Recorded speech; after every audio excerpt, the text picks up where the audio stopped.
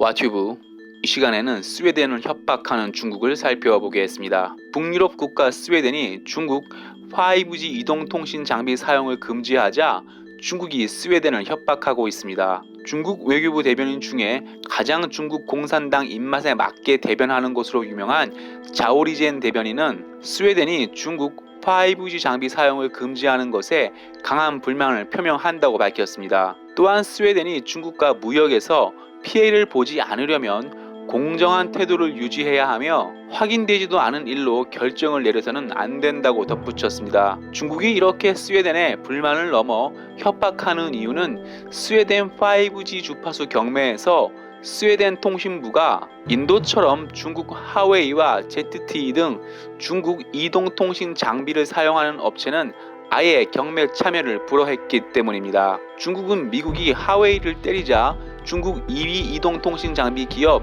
ZTE를 앞세워 스웨덴 5G 이동통신 입찰에 참여하려 했습니다. 하지만 스웨덴 통신부는 스웨덴 보안국 의견을 받아들여 중국 이동통신 장비를 사용하지 않기로 한 것입니다. 스웨덴 보안국은 긴 설명을 하지 않았지만 중국을 가장 큰 위협이라고 평가했습니다. 너무나 개방적인 국가 스웨덴은 중국발 코로나 사태 이후 중국과 더욱 각을 세우며 유럽에서 가장 먼저 중국 소프트파워 천병 역할을 하는 공자학원을 완전히 폐쇄했습니다. 다른 문화의 간대한 스웨덴 정책을 이용 중국은 유럽에서 가장 먼저 스웨덴의 공자학원 문을 열었는데요. 2005년 스웨덴 명문 스톡홀름 대학에 처음 문을 연 공자학원은 스웨덴에만 4곳을 운영했었습니다. 하지만 중국 공산당 선전도구 의심과 기술 스파이 혐의로 지난 4월 모두 폐쇄 결정을 내렸습니다. 스웨덴 공자학원 완전 폐쇄 결정에 중국 외교부는 중국 정부가 더는 공자학원 운영에 참여하지 않겠다고 밝혔지만 중국 정부 말을 믿는 국가는 거의 없습니다.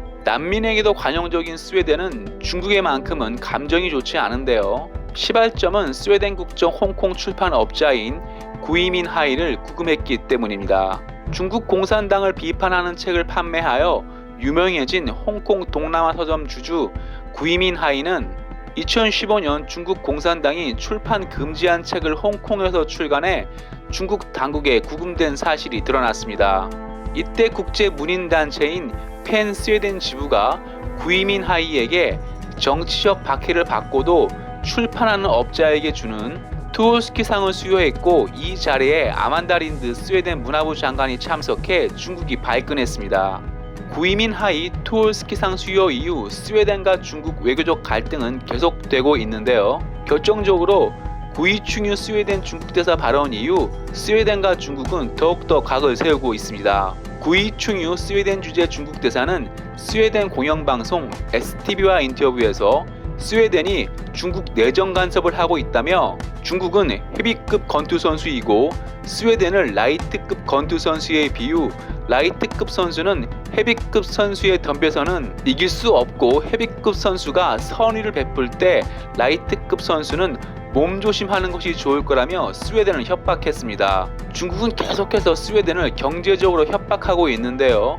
구이충유 대사는 스웨덴을 방문할 계획이었던 대규모 중국 기업단 방문 일정을 취소하고 스웨덴에 무역 제재를 가할 수도 있다고 협박했습니다. 14억 중국은 인구 1000만이 조금 넘는 스웨덴을 협박하며 자신들 의견에 따르라고 하지만 스웨덴은 그럴 생각이 전혀 없고 스웨덴을 협박하자 유럽 국가들은 속속 반중 세력에 참여하고 있습니다. 한마디로 중국 공산당이 내세운 늑대 외교는 고립을 자초하고 있습니다. 중국은 180년 전 아편전쟁 때나 지금이나 동맹국 하나 없는 이유를 전혀 깨우치지 못한 것 같습니다. 와티브 마치겠습니다. 유익했다면 구독, 좋아요, 회원 가입 부탁합니다.